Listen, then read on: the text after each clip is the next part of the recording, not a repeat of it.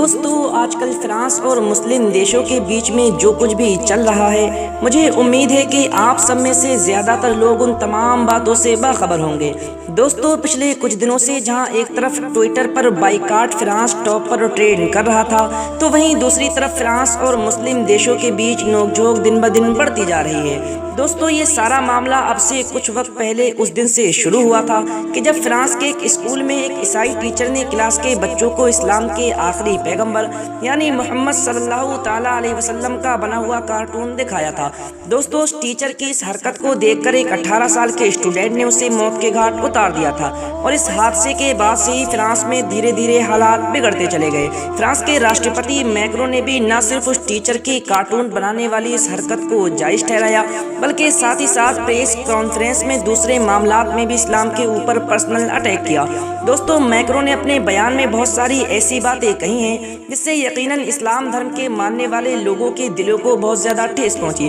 Macron کی زبانی attack کا جواب سب سے پہلے ترکی کے راشٹرپتی یعنی رجب طیب اردگان نے دیا۔ رجب طیب اردگان نے کہا کہ فرانس کے راشٹرپتی کی مانسک حالت خراب ہو چکی ہے، انہیں کسی اچھے ڈاکٹر سے اپنے دماغ کا علاج کرانا چاہیے۔ ترکی کے راشٹرپتی کے اس بیان کے بعد فرانس نے ترکی سے ناراض ہو کر ترکی دیش میں موجود اپنے سفیر یعنی راجدوت کو واپس اپنے دیش فرانس بلا لیا۔ حالانکہ حیرانی کی بات تو یہ ہے کہ وہ فرانس جو سیکولرزم کو بنیاد بنا کر اسلام کے آخری پیغمبر یعنی حضرت محمد صلی اللہ علیہ وسلم کے کارٹون بنانے کو جائز قرار دے رہا تھا اور یہ دعویٰ کر رہا تھا کہ ہم ایک سیکولر انسان ہونے کے ناطے اپنی زندگی میں کچھ بھی بولنے یا کرنے کے لیے آزاد ہیں، اب وہی فرانس ترکی کے راشٹرپتی کی طرف سے دیے گئے جواب کو بھی برداشت نہیں کر سکا اور بدلے میں اپنے راجدوت کو ترکی سے واپس بلا لیا۔ دوستو اس بات سے ہی فرانس کا دوگلا پن لوگوں کے سامنے ظاہر ہو گیا کہ اپنی سیکولرزم والی بات پر فرانس خود ہی عمل نہیں کر سکا۔ دوستو اس زبانی جنگ کی لڑائی یہیں پر ختم نہیں ہونے والی تھی۔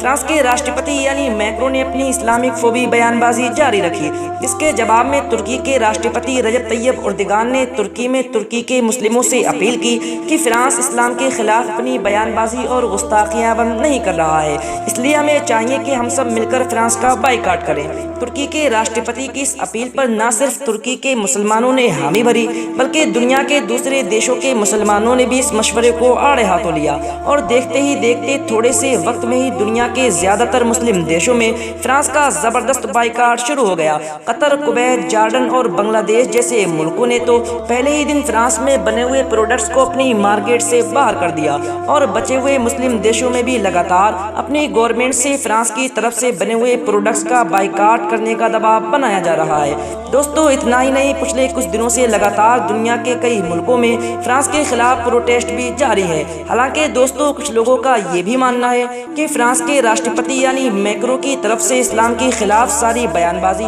اپنے چناوی فائدے کے لیے کی جا رہی ہے، کیونکہ فرانس میں تقریباً 15-16 مہینے کے بعد الیکشن ہونا ہے، اور ابھی جلد ہی ہونے والے پول میں میکروں اپنے وپکش سے پچھڑتے ہوئے دکھائی دے رہے ہیں۔ دوستو جس کی وجہ سے میکرو اسلاموفوبیا کا سہارا لے کر اپنا ووٹ بینک مضبوط کرنا چاہتے ہیں، اس لیے کہ دوستو پشچمی یورپ میں فرانس وہ اکیلا دیش ہے کہ جہاں پر مسلمانوں کی سب سے زیادہ آبادی ہے، جو کہ فرانس کی کل آبادی کے 9% ہے۔ اس لیے شاید میکرو اپنے دیش میں رہنے والی کل 9% آبادی کے ساتھ بیان بازی کر کے بچے ہوئے 91% لوگوں میں سے زیادہ تر لوگوں کو لبھانا چاہتے ہیں۔ حالانکہ دوستو ہم اس بات سے بھی انکار نہیں کر سکتے کہ فرانس میں اسلام کے خلاف بیان بازی یا فوٹوگرافی کا معاملہ کوئی نیا نہیں ہے، بلکہ یہ بہت پہلے سے چلا آ رہا ہے۔ دوستو شاید آپ میں سے کچھ لوگ نہیں جانتے ہوں گے، تو میں آپ کو بتاتا چلوں کہ فرانس میں ابھی جس کارٹون کی وجہ سے ایک ٹیچر کا مرڈر ہوا ہے، وہ کارٹون کوئی نیا نہیں ہے، بلکہ 2015 کا تھا۔ 2015 میں بھی فرانس کے ایک یونائزیشن میں اسلام کے پیغمبر